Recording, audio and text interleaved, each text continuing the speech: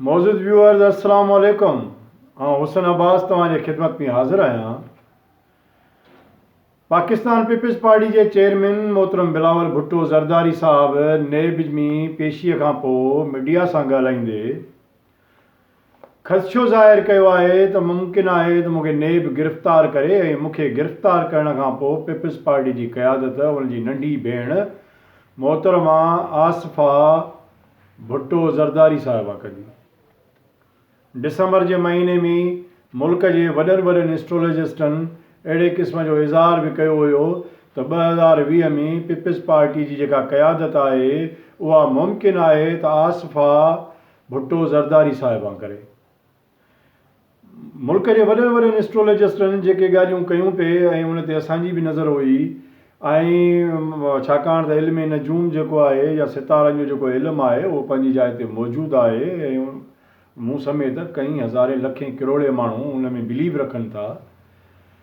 ऐं जेको आहे सो एस्ट्रोलॉजिस्टनि छा चयो उन ते पाण ज़रूरु ॻाल्हाईंदासीं, पर पाण मुख़्तसर ऐं जामे मोहतरमा आसिफ़ा भुट्टो ज़रदारी साहिबा जे हवाले सां हिकिड़ो मुख़्तसर प्रोफाइल तव्हां ॾाढो पेश कयां थो त आसिफ़ा भुट्टो ज़रदारी साहिबा जेका आहे उहा कहिड़ियुनि पोज़ीशन हालतुनि मां गुज़री आहे ऐं जेको आहे सो उनजो प्रोफाइल छा आहे।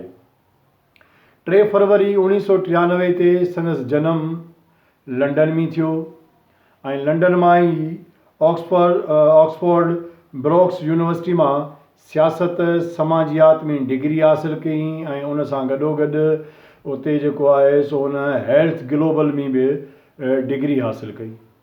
पाकिस्तान के इंतहाई वॾे सियासी ख़ानदान में जन्म वठंदड़ आसिफ़ा भुट्टो ज़रदारी साहिबा नंढड़े इलाक़ों खां ई वठी यकीनन तमामु वॾियूं तकलीफ़ूं बर्दाश्त कयूं।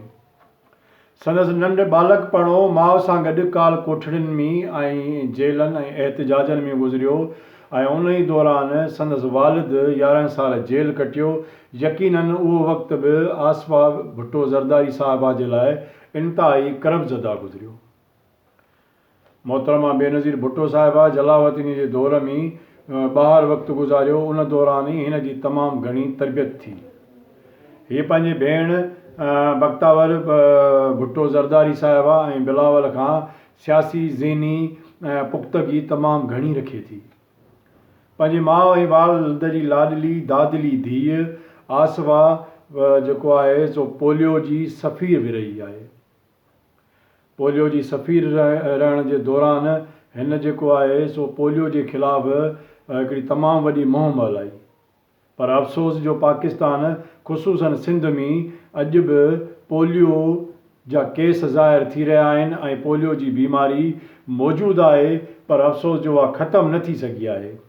पर आसिफ़ा भुट्टो ज़रदारी साहिबा पोलियो ख़तमु करण जे हवाले सां उन मुहिम जो हिसो बि रही ऐं पाण सफ़ीर रही आहे। संदसि ग्लोबल हेल्थ जी डिग्री वठण दौरान उन फंक्शन में संदसि वालिद भी मौजूदु हुयो, संदसि भेण भी मौजूदु हुई ऐं बिलावल साहब भी उन में मौजूदु हुआ फंक्शन में। ऐं पंहिंजे वालिद जी इंतहाई दादली आहे जॾहिं ज़रदारी साहब सदर हुयो त ऐवान सदर में मुख़्तलिफ़ मुल्की गैर मुल्की सियासी समाजी सरगर्मियुनि में आसिफ़ा भुट्टो ज़रदारी साहिबा निमाया रही, उन में प्रोग्रामनि में निमाया रही ऐं उन्हनि सभिनी सरगर्मियुनि में पंहिंजे वालिद सां कुले में मिलाए ऐवान सदर में हमेशह गॾु रही, ॿार बि त ऐं पाकिस्तान में। आसिफ़ा बिलावल आसिफ़ा भुट्टो ज़रदारी साहिबा फिलिपाइन में जेको आहे सो हिकिड़ो वॾो तूफ़ान आयो हो, सामूंडी तूफ़ान। उन सामूंडी तूफ़ान में जेके मुतासिरीन हुआ उन्हनि जे लाइ चंदा मुहिम बि हलाई हुई।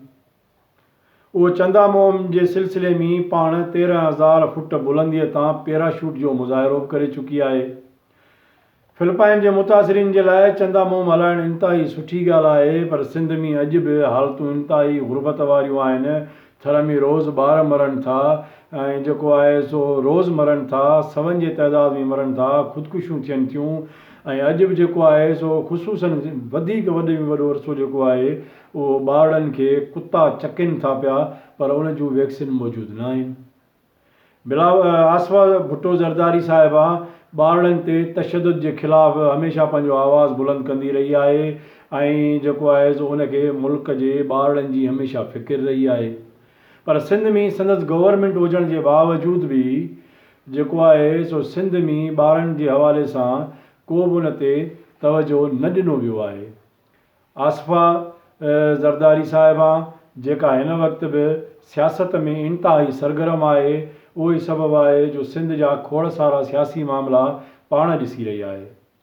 पर इहे तमामु मासूम दिलि रखंदड़ ऐं पंहिंजे वालिद ऐं वालदा जी इहा दादिली धीउ, इनखे शायदि सिंध जे भोतार के ज़हनियत जी अञा ताईं ख़बर न पइजी चुकी आहे त सिंध जो जेको भोतार को ज़हन आहे उहो कीअं संदसि वालदा जी सियासत खे हाईजेक कयो वेठो आहे। असीं उमेद त करे सघूं था त पंहिंजे माउ जे तरबियत में रहंदड़ ही ज़ुल्फ़कार अली भुट्टो जी ॾोहिटी ऐं साईं हाकिम अली ज़रदारी साहिब जी पोटी हिकिड़े वॾे सियासी ख़ानदान सां तइल्लुक़ रखंदड़ हीअ नंढड़ी मासूम सियासी क़यादत कंदड़ जेका आसफा आहे, उहा यकीनन सिंध जे भोतार के निज़ाम मां सिंधी माण्हुनि जी जान आजी कराईंदी, जेको फ़िलहालु नज़र न पियो अचे।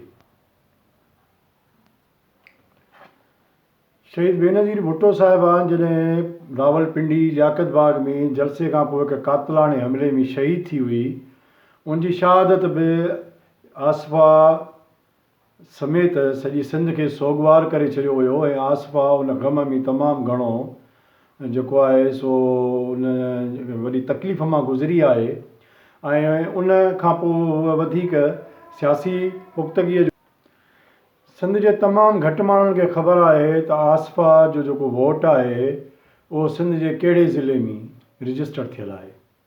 आसफा जो वोट सिंध जे टंडो अलियार ज़िले में जेको आहे सो उनजो वोट यूनियन काउंसिल झंडो मरीअ में दाख़िल आहे। NA 223 उन NA 223 तां शहीद बेनज़ीर भुट्टो साहिबा 2 दफ़ा MNA रही आहे, पर जंहिं यूनियन काउंसिल में आसफा साहिबा जो वोट दाख़िल आहे मूंखे ख़बर न आहे त उहा यूनियन काउंसिल पेरिस हूंदी, उन यूनियन काउंसिल जी हालति छा हूंदी, छा उन यूनियन काउंसिल जे माण्हुनि खे पीअण जो पाणी बि साफ़ु मिले थो या नथो मिले, इहे त यूनियन काउंसिल झंडो मरीअ जा माण्हू ई ॿुधाए सघनि था। पर मुल्क जे एस्ट्रोलॉजिस्टनि ॿुधायो आहे त जेकॾहिं 2020 जी क़यादत आसफा भुट्टो ज़रदारी साहिबा करे थी त पीपल्स पार्टी जे लाइ यकीनन इहो तमामु बहितरु हूंदो, छाकाणि त पीपल्स पार्टी जो जेको रोशन मुस्तक़बिल आहे उहो आसफा सां ई जुड़ियल आहे। जेकॾहिं आसफा पीपल्स पार्टी जी क़यादत करे थी त पोइ यकीनन पीपल्स पार्टी 2020 जे महिनतुनि खां पोइ ईंदड़ इलेक्शन में बि जेको आहे सो स्वीप करे सघे थी ऐं पोइ मुल्क ते पीपल्स पार्टी पंहिंजी हुकूमत ठाहे सघे थी। जॾहिं संदसि वालिद मोहतरम आसिफ अली ज़रदारी साहिबु अॻूणो सदर जॾहिं अडियाला जेल में हुयो त अडियाला जेल में उनजी जेका पोज़ीशन हुई इंतिहाई ख़राबु हुई। बीमारी जे सबबु उहो फ़र्श ते हिकु दफ़ो किरी बि पिया हुया अस्पताल जे अंदरि, जेके असांजा ज़रिया ॿुधाइनि था। आसिफ अली ज़रदारी पंहिंजे असाबी तौर ते इंतिहाई मज़बूत माण्हू रहिया आहिनि, जंहिं मिटी सां उनजो तइल्लुक़ु आहे त उते जा माण्हू ॾाढा ॾिंगा ऐं डामेच रहिया आहिनि ऐं आसिफ अली ज़रदारी साहिबु पंहिंजे तबियतुनि में इंतिहाई ज़िदी क़िस्म जो माण्हू आहे। पर उहो पंहिंजी धीअ आसफा भुट्टो ज़रदारी साहिबु यारो इंतिहाई बेवस रहंदा आहिनि, छाकाणि त हू पंहिंजी धीअ सां इंतिहाई प्यारु कनि था, पंहिंजे धीअ सां इंतिहाई इश्क़ कनि था ऐं आसिफ अली ज़रदारी खां जेकॾहिं को मामिलो को करे सघे थो, को हल करे सघे थो या को कंहिं अहम पेचीदा ॾुखे मसइले ते जेकॾहिं केरु ॻाल्हाए सघे थो त उहा सिर्फ़ु ऐं सिर्फ़ु आसफा आहे, जंहिंजी ॻाल्हि ज़रदारी साहिबु ॿुधंदा बि आहिनि, वर्णाईंदा बि आहिनि ऐं आसफा जे ई फ़ैसिले खे ज़रदारी साहिबु मोट ॾींदा आहिनि। आसिफ साहिबु ज़रदारी साहिबु जेतोणीकि बिलावल ज़रदारी भुट्टो खे हमेशह पंहिंजनि तक़रीरुनि में प्रेस कॉन्फ्रेंस में उनखे ॿार कोठींदो रहियो आहे, सियासी नाबालिग कोठींदो रहियो आहे ऐं हमेशह आसिफ अली ज़रदारी साहिबु बिलावल जी जॻह ते मुतबादल हमेशह आसफा खे सॾींदो रहियो आहे। आसवा जेका यकीनन पंहिंजे पीउ खां सवाइ कुझु बि न आहे, जेका पंहिंजे पीउ सां शहीद बेनज़ीर भुट्टो जे विछोड़े खां पोइ तमामु घणो अटैच आहे, गॾु आहे, जेका पंहिंजे पीउ सां इंतिहाई घणो प्यारु करे थी। अॼु उन जे लाइ मुल्क जे तमामु वॾनि एस्ट्रोलॉजिस्टनि इहा अॻकथियूं कयूं आहिनि ऐं पाबंद कयो आहे पीपल्स पार्टी जे क़यादत खे त हू जेको आहे सो पीपल्स पार्टी जेके वागू आहिनि उहे आसफा खे ॾियनि। आसफा जे लाइ यकीनन इहो हिकिड़ो वॾो चैलेंज हूंदो, पर छाकाणि त उहो बेनज़ीर जी धीउ आहे, आसिफ अली ज़रदारी जी धीउ आहे, हिकिड़े सियासी ख़ानदान जे अंदरि पैदा थी आहे। हुनजी तरबियत वॾे में वॾो अरसो मोहतरमा बेनज़ीर भुट्टो साहिबा कई आहे। उनखां पोइ उनजी शहादत खां पोइ उनजो वॾे में वॾो अरसो पंहिंजे वालिद आसिफ अली ज़रदारी साहिब सां गुज़रियो आहे। यकीनन आसिफ अली ज़रदारी दाव पेच जा इंतिहाई वॾा खिलाड़ी आहिनि, उहे जोड़ तोड़ जा वॾा माहिर आहिनि। सिंध जे भोतारनि खे जीअं आसिफ अली ज़रदारीअ कुंडा विझी सोढ़ो कयो आहे, ईअं पाकिस्तान जे तारीख़ में सिंध जे भोतारनि खे शायदि पिंडीअ जा इदारा बि सोघो न करे सघिया आहिनि। उन करे उहो पंहिंजे वालिद जे तरबियत में रही आहे, यकीनन उहो सभु सम्झे थी, पर उन जे लाइ वरी बि सिंध जे अंदरि वॾो चैलेंज आहे। साफ़ पाणी, बीमारियूं, बुख, बदहाली, बेरोज़गारी, धारी आबादकारी, जेका सिंध जे ज़मीनुनि जी जेका भींग थिए पई, उहा शायदि आसिफा भुट्टो ज़रदारी साहिबा शायदि सिंध जे माण्हुनि जो सॾु वरन आहे। पर क़यादत जेकॾहिं उन वटि वञे थी त यकीनन इहो पीपल्स पार्टी जे लाइ इंतिहाई सुठो सवण हूंदो। मुंहिंजे हिन वीडियोज़ खे शेयर कयो, लाइक कयो, मुंहिंजे चैनल खे सब्सक्राइब कयो। असीं वरी मिलंदासीं नेक्स्ट स्टोरी में।